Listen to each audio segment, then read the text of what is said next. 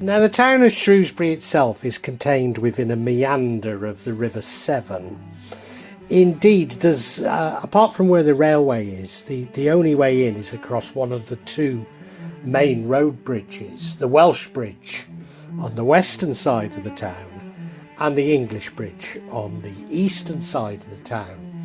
It's said within this meander of the river there were 365 pubs. I guess many have closed now, so that will no longer be true. But it certainly is true that Shrewsbury has the third highest proportion of pubs per population of anywhere in the UK.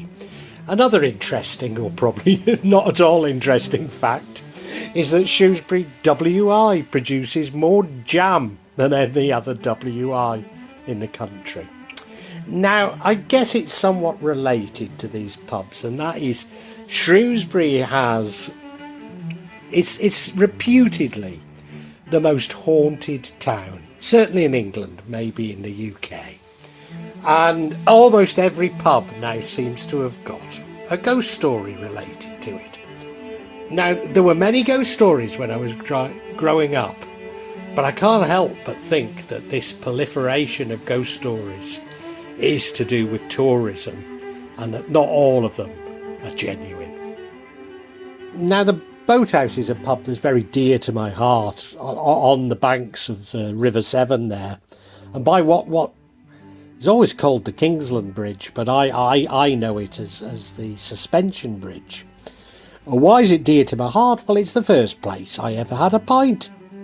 Yeah, it's a pint of Whitbread mild for £1.10. I remember it very well indeed.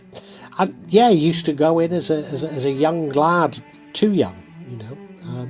It's got a bit upmarket now, I have to say. Again, it's one of those places where it's hard not to imagine a ghost story about it, but I really can't find any. I remember the tall barman called Long John, and I'm sure he must haunt it in some way, but no, I can find no reference to it whatsoever. But, you know, it's still a charming pub, if a little bit pricey and upmarket nowadays. And now the Nag's Head is a pub that I've regularly had a drink in. You know, it used to be a local of mine, I suppose you could say. And there are 3 ghost stories related to it, supposedly 3 suicides that took place. I think from the 3rd floor room, which juts out over the street. Maybe people jumped out of it, I don't know. One was a young woman, another was a soldier heading home from World War I, and one was a coachman.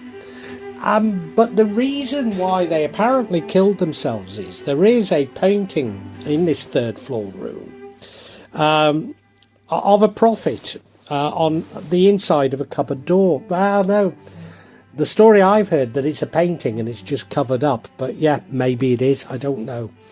And anybody who sees this painting, no good comes to them, they kill themselves. Now, I'm somewhat friendly with the landlord, certainly with his sisters, and I seem to remember stories that they'd seen the painting, and other regulars had seen the painting. There's certainly something auspicious about the painting, but whether or not it's true that there were 3 suicides as a result, I wouldn't like to say.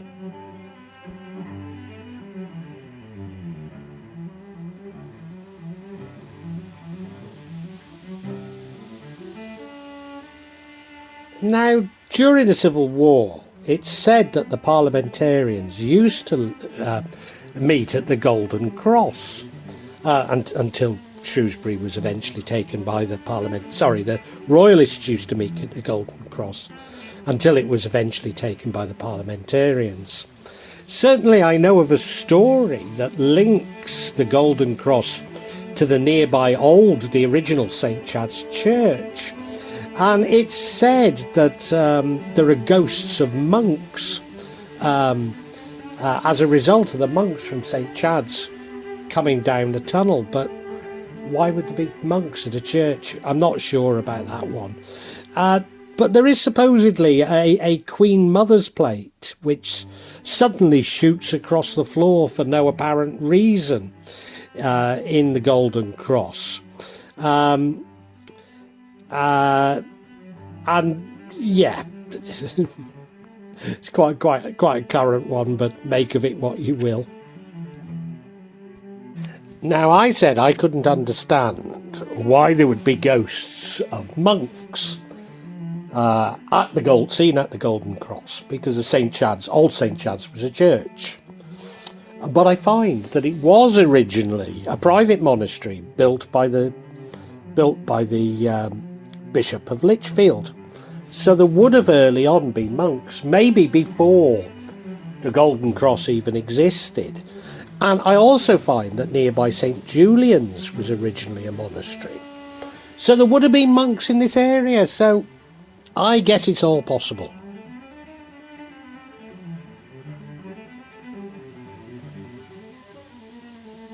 And now, the King's Head, I think, is one of the oldest pubs in Shrewsbury. Well, it must be. It's from the 14th century. So, fabulous old building on Mardle. But you know, I can find no paranormal stories about the King's Head, nor indeed Mardle. And Mardle has some wonderful old Tudor buildings. But running off Mardle is Raven Meadows. And there is a story of a ghost of a milkmaid who walks up and down Raven Meadows saying, "Weight and measure sold I ever, milk and water sold I never," as she walks up and down. And I know no more about it than that. Well, yet again, some more information has come to hand, and that is the milkmaid that walks up and down Raven Meadows was apparently disturbed when they were building the Pride Hill shopping centre. The Pride Hill Centre, yeah. And the builders could hear her singing that song as they built the centre. And furthermore, I said there were no ghost stories emanating from the King's Head. But I find that some people do claim that ghosts have been seen in the King's Head. Particularly, they can hear something being dragged along the floor of the upper floors, despite them being empty. But I know no more of it than that.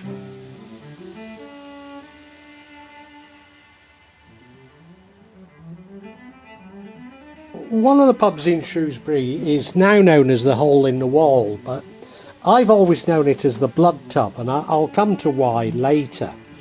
But it's reputedly haunted by Lady Sarah, who's meant to be seen making her way through the pub after hours, apparently smiling. Apparently she's not a malevolent ghost. Now, I said I knew it as the Blood Tub, and that's because it's on something known as Gullet Passage. And I'd always been told that when people were hung, drawn and quartered, they were dragged down Gullet Passage. However, there is a counterclaim, and that is that there was a pub, don't know if it was the Blood Tub, but there was a pub there called the Gullet, hence the name Gullet Passage. Of course, it doesn't preclude both from being true, does it? No.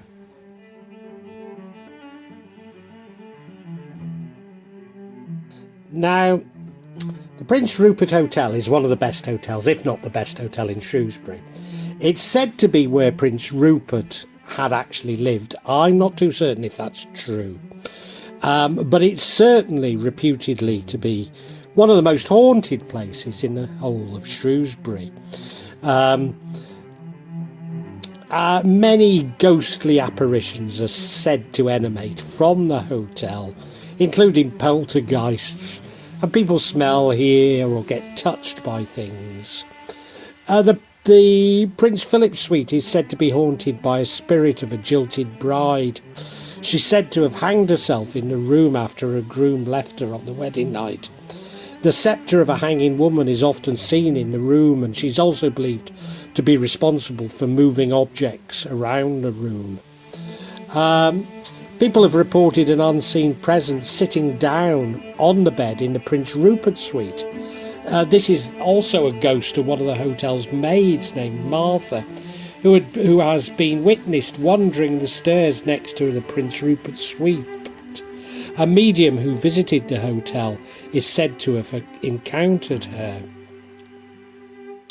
One of the most famous encounters was during the filming of A Christmas Carol, when one of the directors of the movie was staying in the hotel and he saw a ghostly male figure which disappeared through a wall.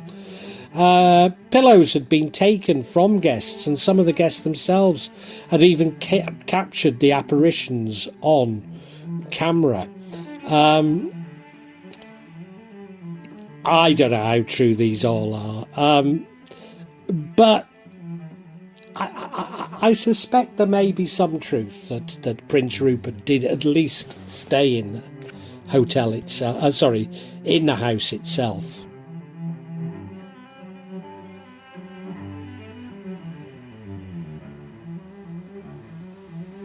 Now, I said the Prince Rupert is probably the best hotel in Shrewsbury, but traditionally the Lion was.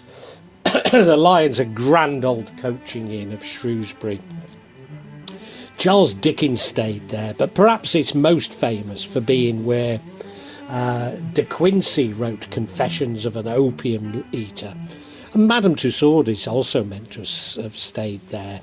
And now there is a story of a grey lady that haunts. I think it's the ballroom. Although supposedly there's also a haunted toilet stall.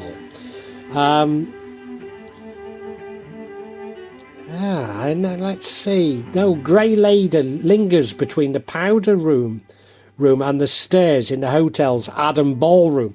I see. So it's the powder room, or the ladies' toilets of the ballroom, where she's said to haunt. Now, my biggest memory of the Lion Hotel is where I nearly came to blows with Nick Griffin and who I assume to be. Yeah, Nick Griffin and who I assume to have been John Tyndall. Now, I've no idea, but I know they tried to pick a fight with me because I was wearing a badge saying Funk Against Fascism that they took objection to.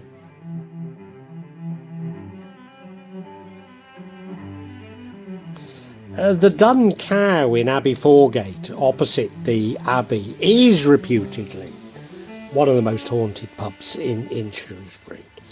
And in particular, it's associated with a Dutch cavalier who's said to have stabbed an Englishman to death, and he was then hung in the stables outside.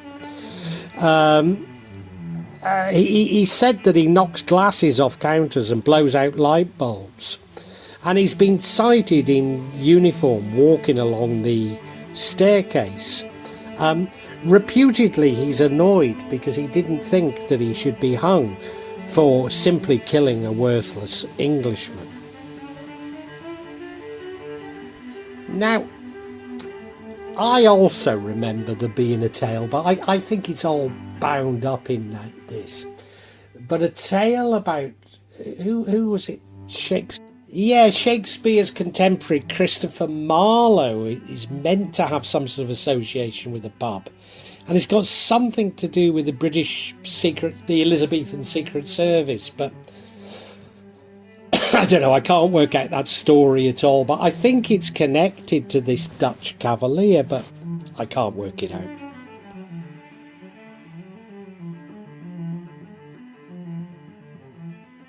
The old post office is, it's called the old post office because it was a post house, in other words, where the stagecoaches came. In fact, it's at the back of the Lion, or the front of the Lion, side of the Lion, I suppose you'd say.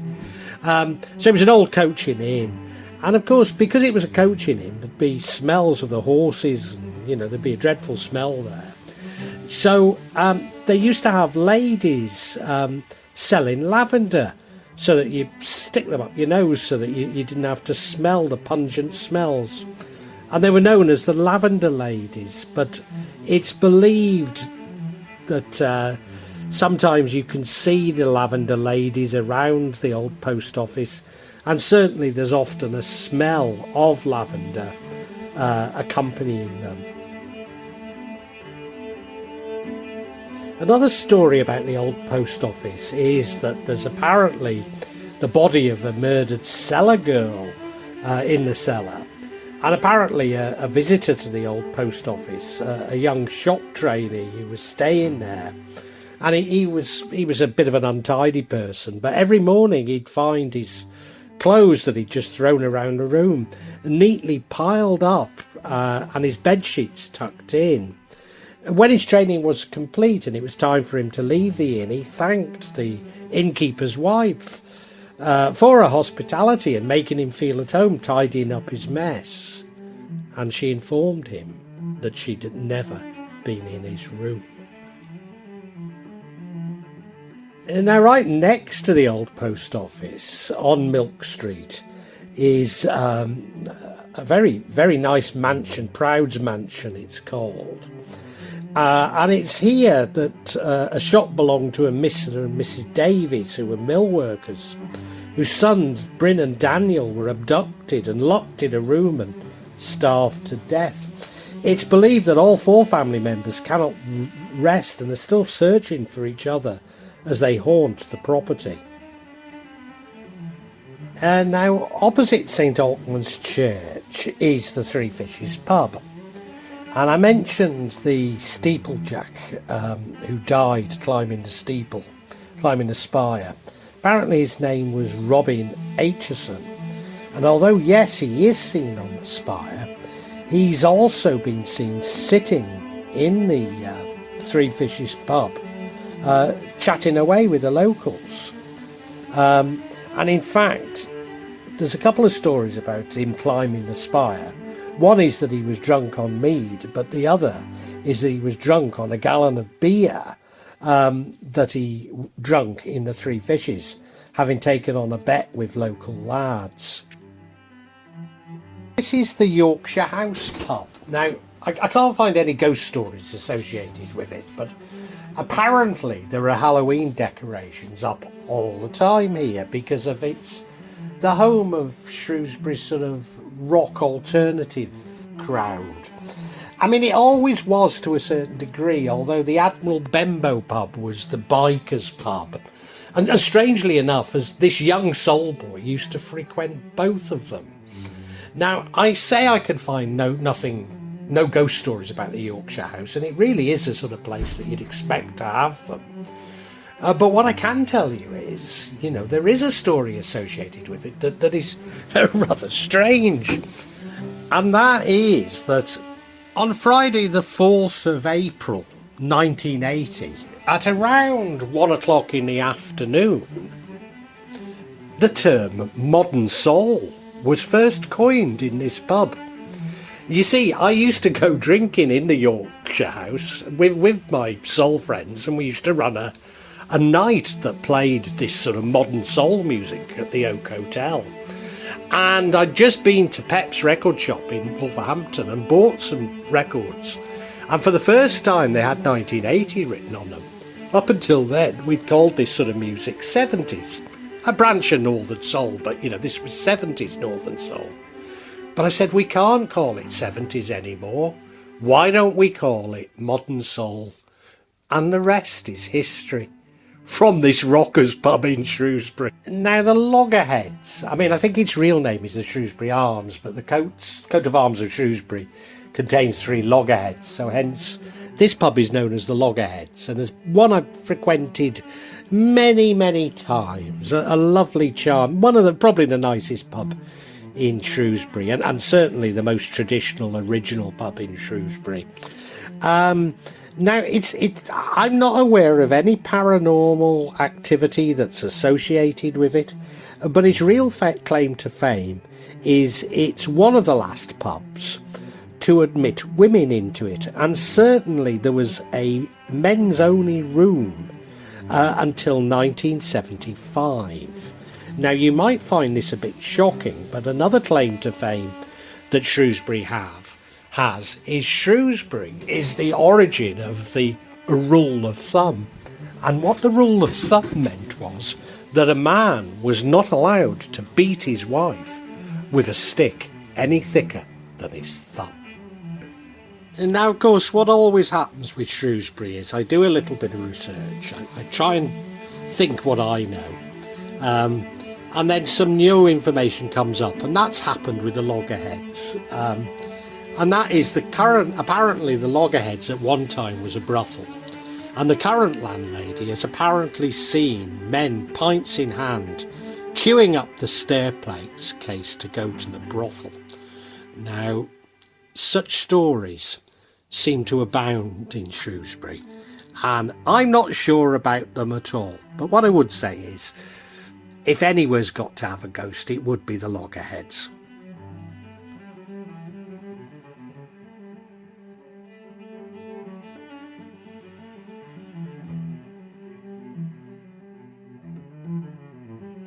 Well, I really hope you've enjoyed this vlog, and if you have, can you help me out a little?